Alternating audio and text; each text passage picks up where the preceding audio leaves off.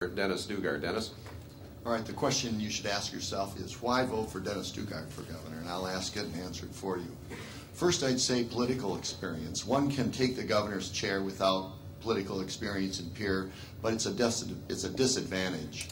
I spent 6 years in the state senate, and now I'm in my 8th year as lieutenant governor.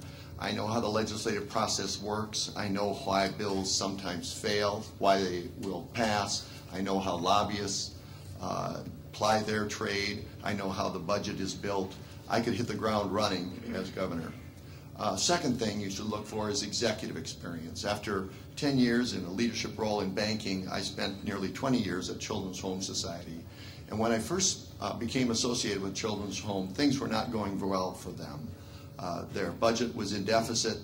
They lost several $100,000 2 years in a row. They owed a couple banks several $100,000. They had spent their reserves down from $1.5 million to $650,000. Their vehicles were in disrepair, and they had 2 small, overcrowded facilities.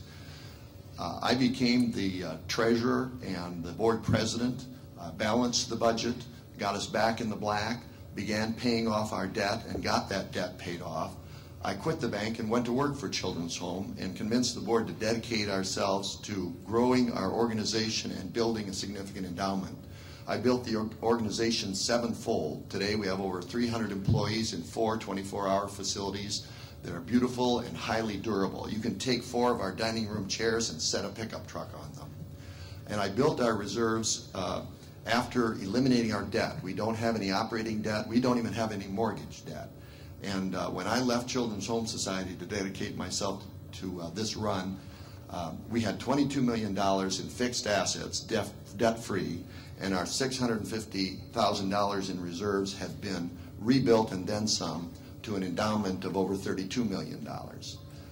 So I know what it is to be fiscally conservative, and I haven't come to that of recent date. It's something I've lived my life. Lynn and I built our own house with our own hands, and when we moved across into it, we couldn't afford the hardwood flooring in our kitchen, so we went without. We couldn't afford the ceramic tile in the downstairs bathroom, so we put our toilet on the plywood subfloor.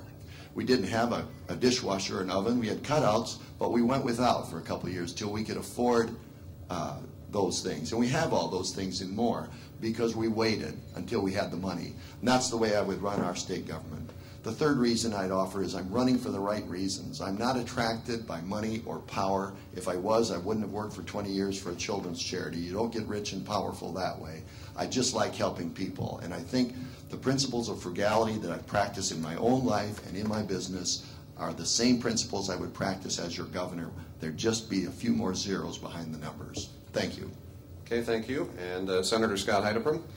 Thank you, Jerry, and I'd like to thank all of you for your patience and staying here and listening to our answers. We really appreciate it and look forward to talking to you afterwards.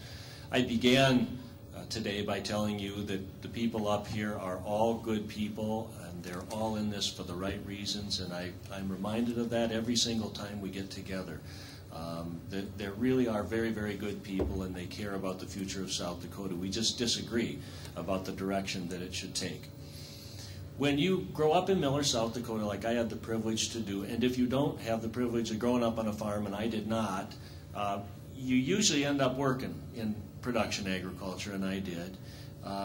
Through my years in high school, in the summertime, and in college, there's a guy named Ted Jennings who would hire a bunch of us who were in high school or college, and we would go to work for Ted, and we'd paint fence, or we'd pick rock, or we'd haul bales.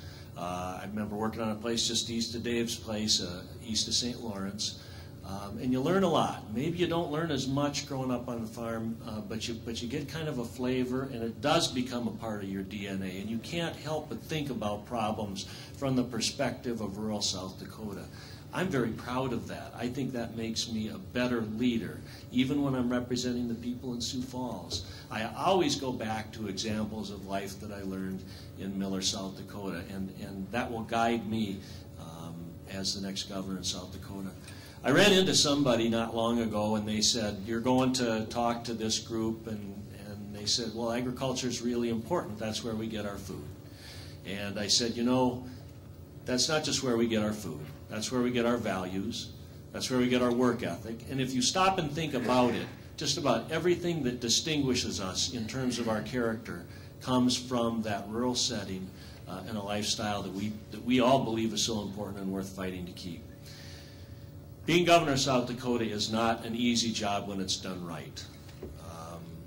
It does involve leading, and that oftentimes means unpopular decisions. And some of the things we've said here today are unpopular, and we've had some disagreements. They're healthy disagreements. It's a part of the conversation that should continue. But believe me, the challenges facing South Dakota are great, and they're not going to be easily addressed.